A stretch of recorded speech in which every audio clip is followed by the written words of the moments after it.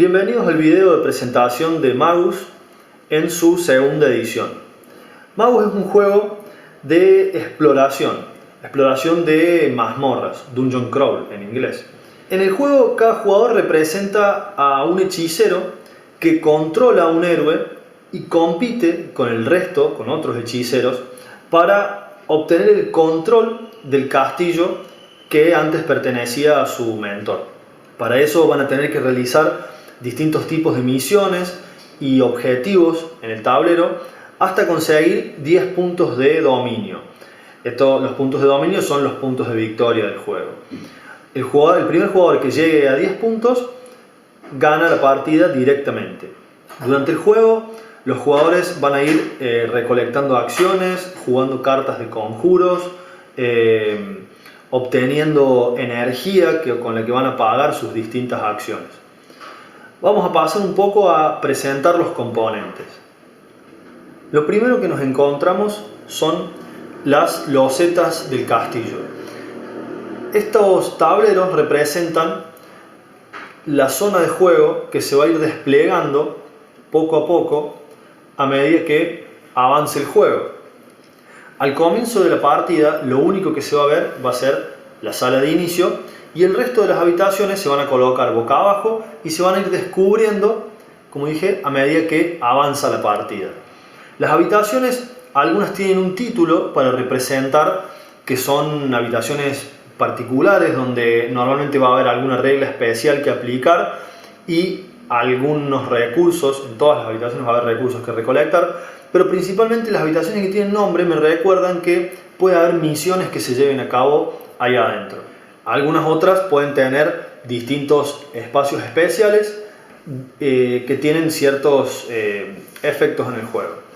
Todas las habitaciones, cuando se colocan en juego, lo hacen conectando las puertas entre sí. Puede haber puertas comunes, puede haber puertas mágicas y puede haber incluso puertas de piedra. Cada una tiene funciones, maneras de conectarse con el resto distintas. Aquí tenemos los tableros de jugador. Estos representan tanto al hechicero como al héroe que controla ese hechicero.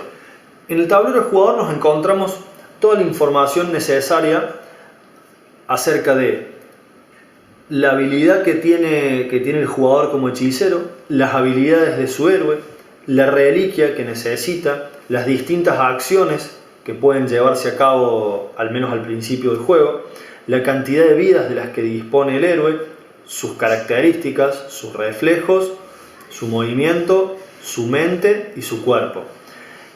Y acá tenemos el pozo de energía del hechicero. La energía está dividida en dos tipos: la energía violeta, que es energía de control, y la energía verde, que es energía de poder. A lo largo del juego vamos a ir ganando distintos puntos de energía que el jugador va a poder ir asignando como quiera entre cualquiera de los dos pozos. Cada tipo de energía me va a servir para pagar distintos tipos de acciones en el juego. En el juego tenemos distintos tipos de fichas. Tenemos las fichas de energía que se van a ir asignando a los pozos de poder o de control de cada jugador y van a servir como recurso para pagar las distintas acciones del juego. Las fichas de dominio que me sirven para llevar la cuenta de los puntos de victoria. El jugador que llegue a 10 gana la partida. Las fichas de herida que se van a ir colocando en el tablero para marcar las heridas de un héroe. Y las fichas que van a indicar distintas criaturas en el juego. Tenemos los esbirros, tenemos el guardián, tenemos el demonio, tenemos la araña, tenemos los indicadores de reliquias y hay otros personajes que irán apareciendo durante la partida, personajes pertenecientes al castillo, habitantes del castillo, que se van a ir representando con este mismo tipo de ficha cuadrada. Por último tenemos las cartas del juego. Las cartas en Magus vienen repartidas en 4 tipos. Por un lado tenemos las cartas de conjuro, es el recurso principal con el que un jugador va a afectar la partida.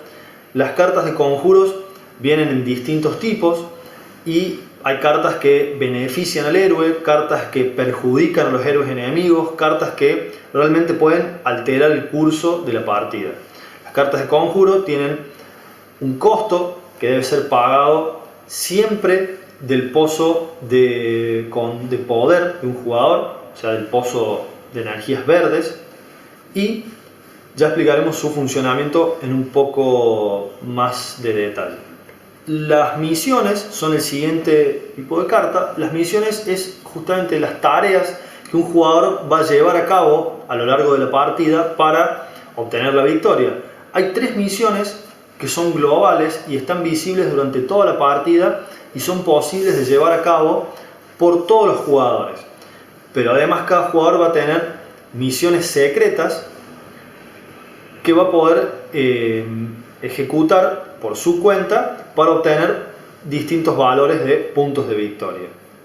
Las cartas de saber representan secretos o conocimientos que un jugador va adquiriendo a lo largo de su recorrido por el castillo, y lo que nos otorgan son acciones nuevas. Un jugador empieza siempre con un grupo de acciones reducido, una posibilidad reducida de acciones para hacer, pero a lo largo de la partida puede ir adquiriendo saberes que le van a dar acciones nuevas y únicas.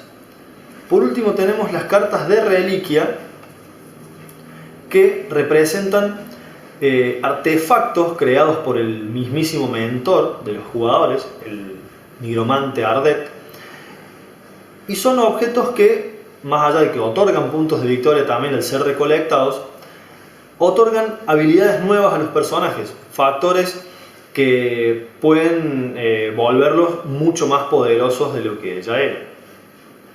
Así se vería una partida de Magus lista para empezar. Cada jugador con su tablero personal, su héroe colocado en cualquier casillero de los que rodean a la sala, al portal de la sala de inicio. Cada jugador recibe 4 cartas de conjuros y una misión secreta. Las misiones globales siempre están a la vista de todos y, como dije, pueden ser realizadas por cualquier jugador. Aparte, cada jugador recibe 4 fichas de energía que va a colocar 2 en su pozo de poder, en su pozo verde, y 2 en su pozo de control, el violeta. El turno de un jugador se desarrolla de una manera muy simple. Cada jugador tiene 2 acciones normales para hacer y cualquier cantidad de acciones rápidas. En la carta de referencia, un jugador puede recordar rápidamente cuáles son sus acciones normales y cuáles sus acciones rápidas. Las acciones normales son mover, atacar, saquear, jugar conjuros normales, porque también están los conjuros rápidos, realizar avances de su misión. Cada vez que un jugador va a realizar una misión, normalmente una misión se compone de varios pasos, cada vez que va a hacer un paso de una misión va a tener que revelarla y marcar su uso, y aparte de eso cuenta como una acción. Esas serían las acciones normales. Luego tenemos las acciones rápidas, que van a ser equiparse una reliquia. Normalmente las reliquias, una vez que un jugador las recolecta, puede equiparlas para utilizarlas a su favor. O usar saberes. Los saberes, recordemos, son estas cartas que al principio los jugadores no las tienen, pero una vez obtenidas, realizarlas es una acción rápida. Utilizar las reliquias, una vez que un jugador las tiene equipadas bajo su control, puede realizar las acciones que esta reliquia otorga como una acción rápida, y esas serían las posibilidades de acciones que tiene un jugador. En su turno, cada vez que un jugador realiza una acción, lo más importante es saber que todas las acciones tienen un costo y el jugador siempre debe pagarlo indicando su uso en el espacio correspondiente. Por ejemplo, si un jugador va a realizar una acción de movimiento, entonces debe arrastrar un punto de control, podemos verlo indicado encima de la acción, un punto de control desde su pozo hacia la acción que va a realizar, bloqueándola. Entonces puede realizar en el tablero una acción de movimiento. La acción de movimiento me otorga tantos casilleros para moverme como la velocidad de mi personaje. Es una de sus 4 características. Entonces ese es el sistema de uso. Si luego en mi turno realizara un ataque, marcaré ahí y ya tendría cubiertas mis dos acciones normales, no podría realizar más. Podría realizar, si quiero, jugar por ejemplo algún conjuro rápido que yo tuviera en mi mano, cualquier cantidad de acciones rápidas, siempre y cuando pueda pagarlas. Aparte, todas las acciones del juego se indican. Si yo jugara un conjuro rápido, de todas maneras debería indicarlo en mi espacio de jugar conjuros. Si yo utilizara una reliquia, las reliquias, muchas cartas, tienen sus propios espacios una vez que están puestas en juego para ir indicando sus usos, al igual que por ejemplo las misiones tienen sus espacios para ir indicando cada vez que es realizada esa acción. Un factor muy importante en Magus es tener en cuenta que las acciones tienen un límite de usos. Si yo en mi próximo turno moviera 2 veces a mi personaje, ya en turnos siguientes no podría volver a mover, estaría la acción de movimiento totalmente bloqueada. Para desbloquear acciones que ya no puedo realizar, un héroe debe tomar un descanso, que es perder el turno. Es un turno en el que no puedes hacer ningún tipo de acción, ni normal ni gratuita, y te permite remover 4 fichas de cualquier acción, inclusive teniendo en cuenta reliquias, misiones, cartas de saber, si hubiera, que también tienen sus usos. Entre lo que yo he usado de mi tablero más lo que he usado de cartas, puedo remover 4 fichas de acción, 4 fichas de energía que estén tapando esas acciones. Yo por ejemplo remuevo estas 4 y siempre debo colocar 2 nuevamente en mi pozo de control. De esa manera puedo volver a jugar en mi próximo turno. Es muy importante poder administrarse las acciones de manera tal que tenga que demorar lo más posible la acción de descanso, que es básicamente perder un turno. Durante la acción de movimiento, como dije antes, un jugador, si por ejemplo mueve ahí pagando su acción de movimiento, al llegar a una puerta que no está explorada, el jugador exploraría una nueva habitación, siempre conectando las puertas. Una vez que un jugador finaliza su acción de movimiento en una habitación nueva dentro de un turno, la activa, quiere decir que le activa sus características especiales. Normalmente una habitación va a tener alguna regla especial que seguir y algún recurso que recolectar. En este caso la habitación, por ejemplo, me da 3 energías. Esas energías, al ser recolectadas, pueden ser distribuidas como yo quiera entre mis pozos de poder y control, entre el violeta y el verde. Hay que recordar que las acciones siempre me van a pedir algunas de un tipo de recurso, otras de otro tipo de recurso, inclusive dentro de las reliquias, misiones y saberes me pueden pedir siempre uno u otro recurso. Las cartas de conjuro son probablemente el tipo de acción más importante para los jugadores porque definen mucho el devenir de la partida. Y en los conjuros lo más importante es que, como dije antes, nos podemos encontrar con 2 tipos de conjuros. Los conjuros normales tienen un círculo simple en el centro, me indica que forman parte de mis acciones normales. Pero también va a haber algunos conjuros con ese símbolo en el centro que me va a indicar que el conjuro es rápido, o sea, cuenta como una acción rápida, y solo en el caso de los conjuros rápidos pueden ser utilizados incluso fuera del turno, para lanzárselo a un jugador enemigo cuando éste esté en su turno, por ejemplo. Los conjuros siempre van a tener un costo que va a tener que ser pagado obligatoriamente con fichas del pozo de poder de un jugador, con el pozo verde. Si por ejemplo yo quisiera jugar este conjuro, el tomo de portales, es una acción normal, la debo realizar solo en mi turno y cuesta 3 puntos del pozo verde. Esto quiere decir que yo debo remover 3 fichas del pozo verde mío y con una de ellas indicar que acabo de jugar un conjuro, que acabo de realizar la acción de jugar conjuro. Hay otras características que tienen las cartas de conjuros, que es la posibilidad de bloquearlas o de anularlas. Una carta que tenga su marco de color negro, quiere decir que es imposible de anular. Ningún jugador va a poder evitar que esta carta entre en juego una vez que he pagado su costo. Las cartas que pueden ser anuladas tienen el marco plateado. Esta carta tiene la posibilidad de ser anulada. Al momento de que esta carta entra en juego, cualquier jugador puede descartarse de su mano, cualquier enemigo, dos cartas que tengan ese símbolo en la esquina superior.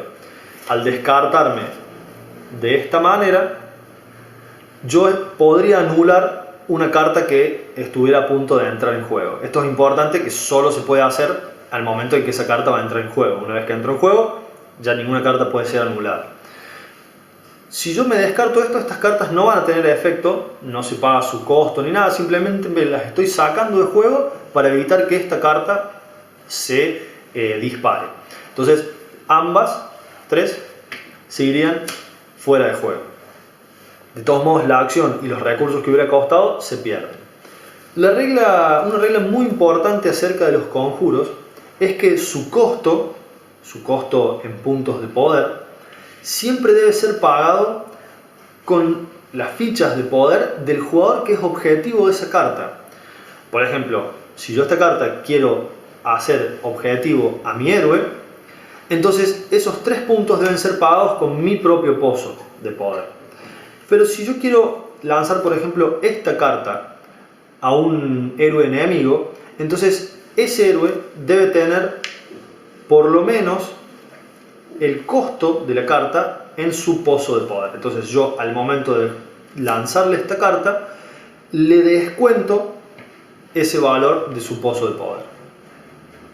Es importante mantener una correcta distribución de estos puntos, porque pueden funcionar tanto para mi beneficio, jugándome cartas que me van a ayudar en el transcurso de la partida, pero si yo acumulo demasiado, me expongo a que un jugador enemigo pueda lanzarme conjuros y retrasarme la victoria. Son un arma de doble filo. Como dije, las cartas de reliquias tienen una posibilidad de realizar acciones nuevas. Esto amplía mucho las posibilidades de un jugador. A medida que se va desarrollando la partida, un jugador puede ir consiguiendo reliquias nuevas, saberes nuevos, y va a ampliar mucho la posibilidad que tiene en el tablero.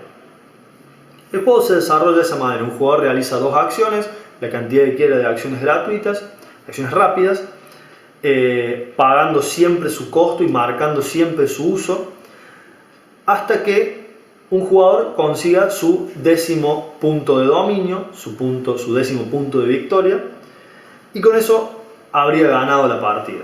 En próximos videos explicaré más en profundidad algunas mecánicas del juego, pero con esto han tenido un vistazo muy rápido de cómo funciona, cómo es a grandes rasgos Mouse.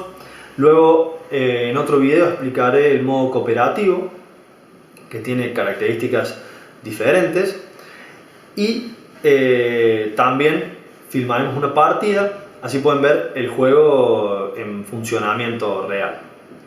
Muchas gracias, los esperamos en el próximo video.